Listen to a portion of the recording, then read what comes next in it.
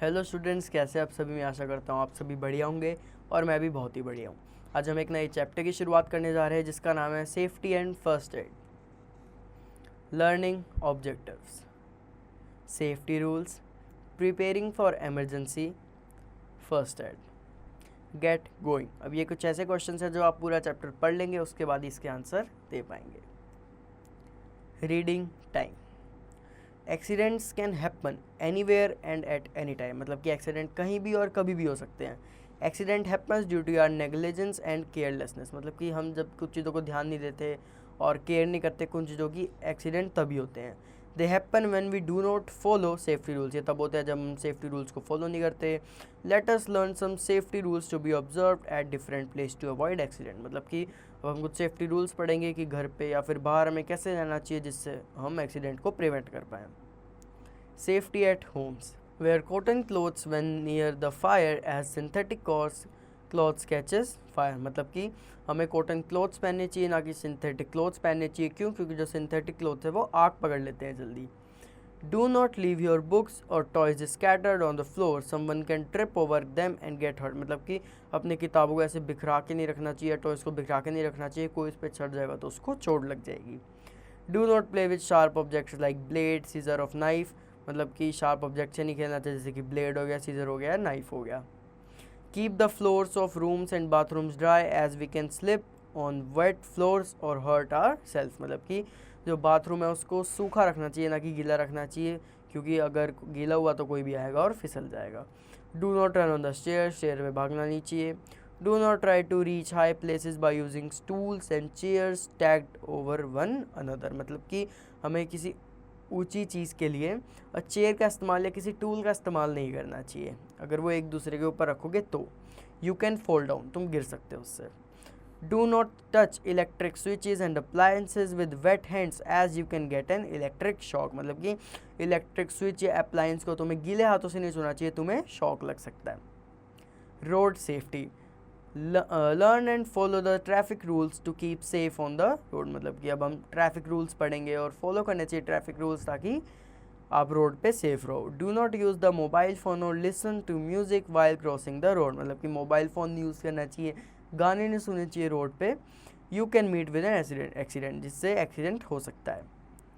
Safety against fire, fire spreads rapidly, fire बहुत तेज़ फैलती है। A little spark can turn into a huge fire, एक छोटे से स्पार्क भी आग में बदल सकती है। And causes a lot of property and life, तो उससे क्या होता है कि लॉस हो सकता है, कि इसमें तुम्हारी प्रॉपर्टी पे भी और तुम्हारी लाइफ पे भी लॉस हो सकता है। We must know how to prevent fire from breaking out, अब हम देखेंगे कि कैसे हम फायर को प्रिवेंट कर सकते हैं कि वो एकदम से फैले ना। Do not play with match stick और लाइटर, मैच स्टिक और लाइटर से मत खेलो। Never leave a burning candle near a curtain, पर्दों के आसपास कैंडल को मत रखो। Avoid plugging in too many appliances into one socket, मतलब एक सॉकेट में बहुत सारे अप्लायंसेज ना लगे हों, इसकी ट्राई करना। कवर द ओपन सॉकेट को कवर करना। Defected electric appliances must be repaired soonest to prevent any accident, मतलब कि जो आपके इलेक्ट्रिक अप्लायंस जो है वो डिफेक्टेड है तो उसको जल्दी से जल्दी रिपेयर करा लो कुछ होने से पहले। Activity 1, organise a fire drill in the school to prepare you and understand how to deal with fire, मतलब कि एक फायर ड्रिल बनाओ किसमें, स्कूल में, और अंडरस्टैंड करो कि फायर से कैसे डील करते हैं।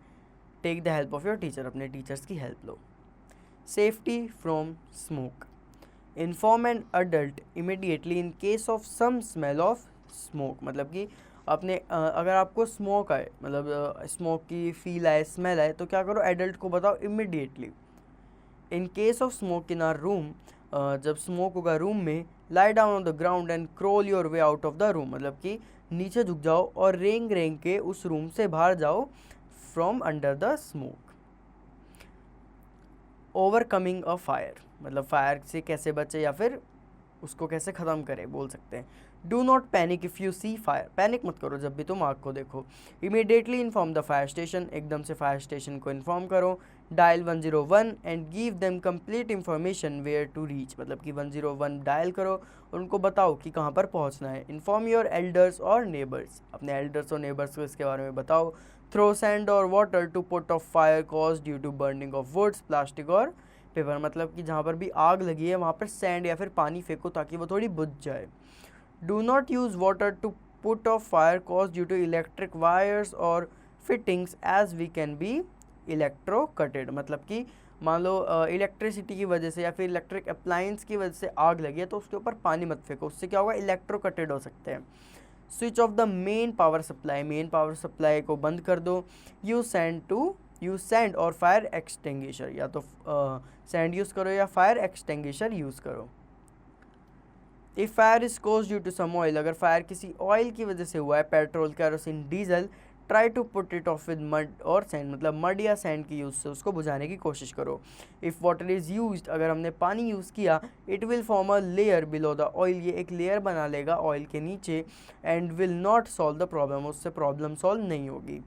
If the cloth catch fire, अगर कोई कपड़ा आग पकड़ लेता है, do not run as fire will increase with air, भागो मत, इससे क्या होगा, हवा की वजह से आग और ज़्यादा फैलेगी। Cover the victim with the blanket, उस जो भी विक्टम हो जिसके आग लगे उसको ब्लैंकेट से ढको। और thick cloth to cut off the supply of air, और थिक क्लॉथ से उसको बांध दो ताकि एयर की सप्लाई ख़त्म हो जाए।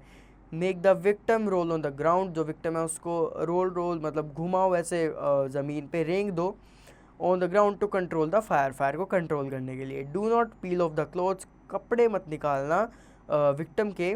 कट इट विद सीजर, उसको सीजर से काटना। Take the victim to the hospital, victim को हॉस्पिटल लेके जाओ। Safety from water, follow these safety rules to avoid water accidents. Go from swimming with an adult, किसी एडल्ट के साथ swimming में जाओ। Keep away from the deep and in the pool, जो deep and होते हैं पूल के उससे दूर रहो। While in a boat, do not keep your feet and hands outside the boat, मतलब कि अगर बोट पे हो तो अपने पैरों को और अपने हाथों को बोट के अंदर ही रखो, बाहर मत निकालो। Wear a life jacket to prevent drowning while swimming और रोइंग अ बोट, मतलब या तो बोट में बैठे या फिर स्विम कर रहे हो तो लाइफ जैकेट पहनो ताकि आप डूबो ना। Rescuing from water, if you see someone drowning shout for help instead of getting into the water yourself, मतलब कि जब आपको दिखे कि कोई पानी में डूब रहा है तो ये नहीं कि खुद हेल्प करने चले जाओ, आसपास लोगों को बताओ कि वो डूब रहा है। Try to pull out the victim with the help of rope, rope की हेल्प से विक्टम को बाहर निकालने की कोशिश करो। First aid, first aid is the assistance given to any person suffering from a sudden injury, मतलब किसी की एकदम से इंजरी हो गई, हल्का सा वाउंड हो गया तो हम बोल सकते हैं कि इससे हम फर्स्ट एड यूज़ कर सकते हैं। It prevents life, prevent the condition from worsening and promotes recovery, मतलब कि यह करता है कि मान लो छोटी सी चोट लगी है, अगर उस टाइम उसको रिकवर कर लिया तो अच्छा होगा, उसको हम आगे फ्यूचर में वो बेकार ना हो तो उससे हम हेल्प करते हैं कि वो फ्यूचर में बुरा ना हो जाए। It is given to the victim before the professional medical help is given, मतलब ये उनको दिया जाता है कि जिनके चोट लगी है तो हम अभी कुछ टाइम के लिए दे दें, इंस्टेंट के लिए दे दें, जब तक मेडिकल हेल्प आ रही है तब तक। Here are some ways to deal with some minor injuries and first aid to be provided. Wounds. If the wound is minor, अगर wound छोटा सा है मतलब हल्का सा कटा हुआ है, is that it is just a superficial cut or a scratch, it can be treated as follow. Clean the cut or wound gently with a mild soap or cool running water, मतलब कि अगर कटा है तो mild soap से या फिर हम बोल सकते हैं कि ठंडे पानी से उसको साफ करो। Dry it with a cotton pad or a gauze. Apply an antiseptic lotion or cream to prevent infection and cover with a sterile bandage, मतलब कि आप उस पर क्या बोलते हैं एंटीसेप्टिक लोशन लगाओ ताकि इन्फेक्शन और ज़्यादा ना फैले, और उसको स्टेराइल बैंडेज, मतलब कि ऐसी बैंडेज जिसके आर पार हवा ना गुजर सके वाली बैंडेज लगाओ। If the wound is bleeding, अगर वाउंड ब्लीड कर रहा है, वो कटा है तो उसमें से खून निकल रहा है, apply direct pressure on the wound, pressure लगाओ उस वाउंड पे विद अ क्लीन क्लॉथ, साफ कपड़े से, टिश्यू और a piece of gauze until bleeding stop, जब तक खून रुक नहीं जाता तब तक। रैप विद अ टॉर्निकेट, टॉर्निकेट को हम बोलते हैं, मतलब प्रोनाउंस कैसे कर सकते हैं, टर्निके, टर्निके, ठीक है। It is a piece of cloth wrapped around the wound to stop bleeding, तो एक ऐसा कपड़ा होता है जिसको हम अगर कहीं पे वाउंड हो रहा है वहाँ पर लगाएंगे तो वो ब्लीड करना स्टॉप कर देता है। Sprains, sprains is an injury caused when a ligament tears at the joint, sprain एक ऐसी इंजरी है कि जो लिगामेंट है वो टूट जाए जो जॉइंट्स पे होता है। This causes swelling as and is very painful, ये सुझा देता है उस चीज़ को और बहुत ज़्यादा पेनफुल होता है। रेस्ट द इंजर्ड लिम्ब, जो इंजर्ड लिम्ब है उसको रेस्ट करने दो। Use a cold ice pack on the affected area, जहाँ पे भी चोट लगी है वहाँ पर कोल्ड आइस पैक लगाओ, which will help in lacing the swelling, वो क्या करेगा, जो स्वेलिंग जो फूल गया है उसको थोड़ा कम कर देगा। Compress the area with a crepe bandage, मतलब कि एक जो क्रीप बैंडेज आती है, स्पेशल बैंडेज होती है वो थोड़ी ब्राउन कलर की, उससे उसको कंप्रेस करने की कोशिश करो। Keep the injured limb raised to prevent swelling. Fracture, a fracture is a crack और अ ब्रोकन बोन, फ्रैक्चर जो है क्रैक या फिर ब्रोकन बोन को बोलते हैं। A gentle movement of the fractured parts causes pain, मतलब कि जेंटल मूवमेंट अगर हो जाती है फ्रैक्चर्ड पार्ट की तो उससे बहुत ज़्यादा दर्द होता है। Take these action immediately while waiting for medical help, medical help जब तक आए उससे पहले ये सारे एक्शंस आपको परफॉर्म करने हैं। Try to stop bleeding if any, मतलब अगर वो ब्लीड भी कर रहा है तो उसको रोकने की कोशिश करो विद अ स्टेराइल बैंडेज और a clean cloth.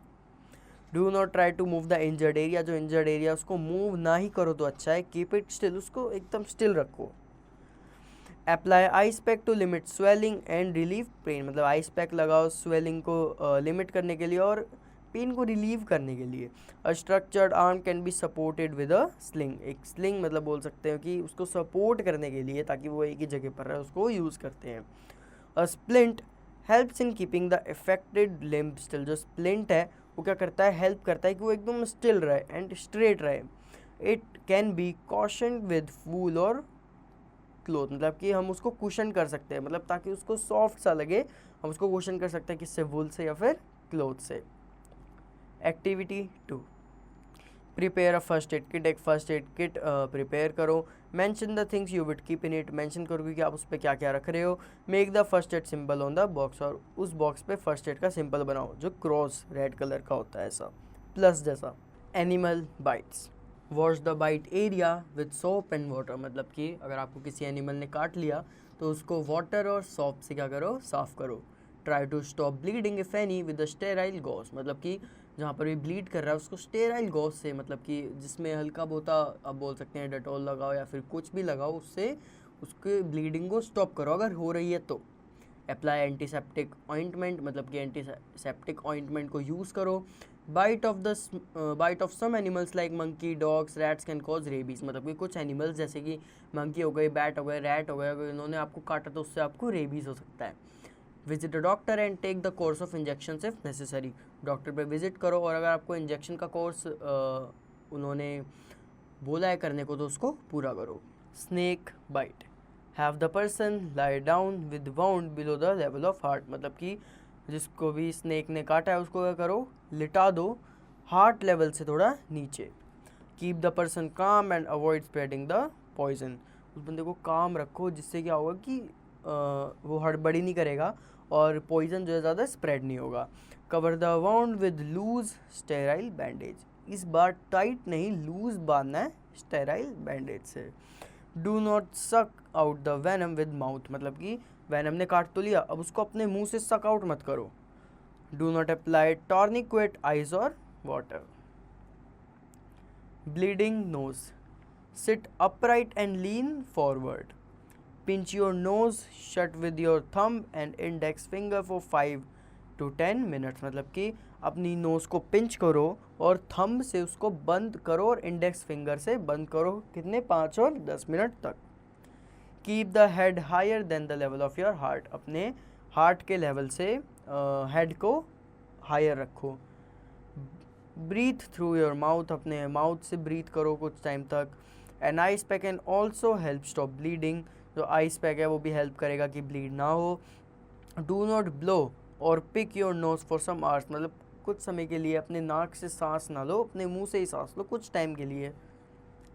Minor Burns, hot water and steam can cause Burns, मतलब गर्म पानी या फिर स्टीम बर्न्स कर सकते हैं। Keep the burnt area under cold water, जहाँ से जल गया उसको कोल्ड वाटर के अंदर रखो।